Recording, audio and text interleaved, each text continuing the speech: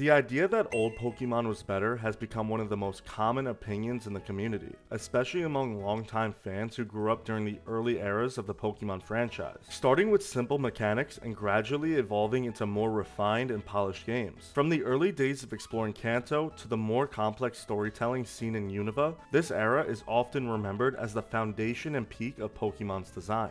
At the same time, modern Pokemon has taken the series in a very different direction. Beginning with the transition to 3D in Generation 6, the games have introduced new mechanics, larger worlds, and a more accessible approach to gameplay. Features like full team EXP share, streamlined systems, and online connectivity have made the games easier to pick up and play, especially for newer audiences. However, these same changes have also led to criticism from longtime fans who feel that the series has lost some of what made it so special in the first place. Looking at both eras side by side, it becomes clear that this isn't simply a question of which one is better. Instead, it's a question of what each era prioritized and how those priorities shape the overall experience. By breaking down elements like gameplay, difficulty, design, and innovation, it becomes easier to understand why this debate has remained so relevant for so long. So today, I asked the question, was old Pokemon really better? Let's jump into this topic and see what both sides have to say.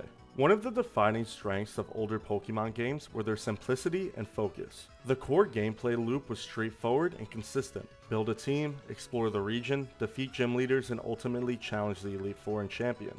This structure created a strong sense of progression that carried players throughout the entire experience without unnecessary interruptions. Games like Fire Red and Leaf Green and Emerald are often praised for how well they executed this formula, relying almost entirely on the strength of their core mechanics rather than external features or experimental systems. This simplicity also extended to how the games guided the player. Earlier titles provided minimal direction, encouraging exploration and independent problem solving. Players were expected to figure out where to go, how to navigate routes, and how to overcome challenges using the tools available to them. This lack of constant guidance created a stronger sense of immersion, as the world felt less like a guided experience and more like something the player had to actively engage with. Progression felt earned, and discovering new areas or solutions often came with a greater sense of satisfaction.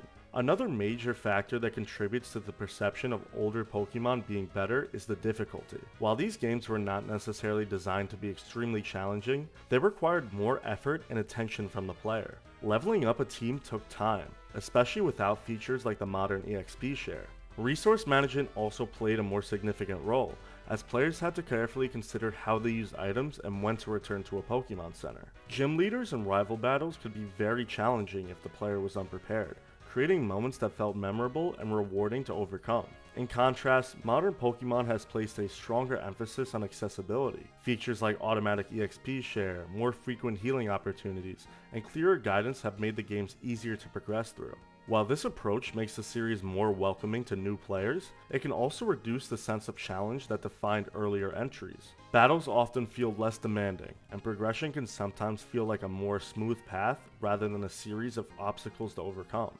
This shift has been one of the most common points of criticism among lifetime fans. Beyond gameplay, the artistic direction of older Pokemon games is another reason why they are held in such a high regard. The use of 2D sprites allowed developers to create expressive and more memorable designs within the limitations of the hardware. Over time, these sprites became more detailed and dynamic, reaching their peak in Generations 4 and 5. The introduction of subtle animations and improved pixel art gave Pokemon a unique visual identity that still stands out today. Each Pokemon had a distinct personality, and the environments were crafted in a way that maximized both style and functionality. The concept of 2.5D, which became more prominent in Generation 4 and especially Generation 5, further enhanced this visual style. By combining traditional sprite work with limited 3D elements such as camera angles and perspective shifts, the game was able to create more immersive elements without losing their core identity. Locations felt more alive, and certain areas became iconic due to the way they were presented. This approach demonstrated a mastery of the hardware and a clear understanding of how to push the boundaries of the medium. However, the transition to 3D marked a significant turning point for the series. Beginning with Pokemon X and Y, the games fully embraced 3D modeling, redesigning every Pokemon and environment from the ground up. This was an ambitious move that allowed the series to evolve alongside advancements in gaming technology. The shift to 3D opened the door for more dynamic environments, cinematic moments, and a greater sense of scale within each region. Cities felt larger, landscapes appeared more varied, and Pokemon themselves could be viewed from multiple angles. Despite these advantages, the transition to 3D also introduced new challenges. Some Pokemon designs lost elements of their original charm when translated from sprites to models. Animations, while functional, often lacked the personality that sprite-based movements conveyed. In some cases, Pokemon appeared more static or less expressive than their 2D counterparts. This created a noticeable contrast between older styles and newer styles, leading some players to feel that the series has lost its visual identity. Modern Pokemon games have also introduced a wide range of mechanics intended to keep the gameplay fresh. Features like Mega Evolution, Z-Moves, Dynamax, and Terrestrialization have added new layers to battles, providing opportunities for strategic depth and visual spectacle. While these mechanics can be exciting, they've also contributed to its sense of inconsistency within the series. Rather than building upon previous systems, many of these features are introduced for a single generation and then removed, preventing them from fully developing over time. World design is another area where the differences between old and new Pokemon become apparent. Earlier games often featured interconnected regions that encouraged exploration and backtracking. Routes were designed with hidden paths, optional areas, and secrets that rewarded players for taking the time to explore. This created a sense of depth and discovery that made the world feel more engaging. In contrast, newer games tend to focus more on forward progression. While modern regions are often larger and more visually detailed, they can feel less cohesive in terms of layout and exploration. The emphasis on accessibility and streamlined navigation sometimes comes at the expense of complexity, resulting in worlds that are easier to traverse but less rewarding to fully explore. Another important factor to consider is the development of Pokemon games. Older titles benefited from more focused and deliberate development, allowing for a higher level of polish and refinement. Each release built upon the previous one, gradually improving mechanics, design, and overall quality. In contrast, the modern era has seen a faster release cycle, with new games being developed and released in shorter time frames. This increased pace can make it more difficult to achieve the same level of polish, leading to issues with performance, visuals, and overall presentation. At the same time, it is important to recognize that modern Pokemon games have expanded the scope of the series in meaningful ways. Online features have transformed how players interact with each other, making trading and battling more accessible than ever before. Competitive play has become more streamlined, allowing players to build and train teams with greater efficiency.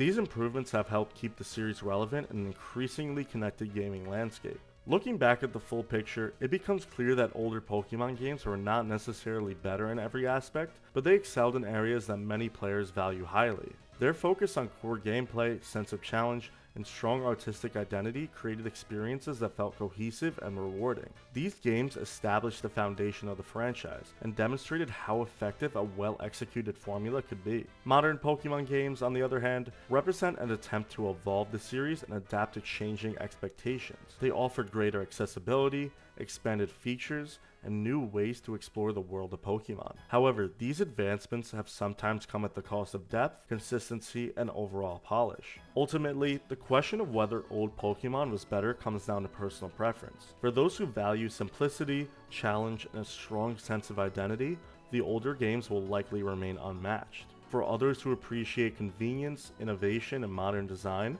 the newer entries provide a different kind of appeal. Both eras play an important role in the history of Pokemon, and understanding their strengths and weaknesses highlight just how much the series has changed over time. But with that, I want to ask you, was old Pokemon really better? Let me know in the comments down below. Personally, if I had to pick, I think I would go with the older generation just because I am such a big fan of Generation 5. But it is still a really hard choice for me because I am also a really big fan of Generation 6, which I know is a little bit of a controversial opinion. But I think it's very hard to overlook just the big impact that the older generations did have, and Pokemon today would definitely not be what it is without these older generation games. But with that, I think there is something to be said about the newer generation of games, and even though they may have gone off a little bit of a cliff with Pokemon Scarlet and Violet, I think they did recover nicely, and Pokemon Legends ZA shows a lot of what is to come in the future, and I think Winds and Waves with the new trailer is just going to prove that even further in the future. But that is just my opinion, and again, let me know what you think down below and why. Overall though, if you did enjoy today's video, I really hope you could take a second to like the video and consider subscribing. It would really help me out a lot. It's a free way to support the channel and me, and I'm really trying to get to my subscriber goal by the end of the year. But other than that, thank you for watching, and I hope you have a good rest of your day, and I'll see you next time.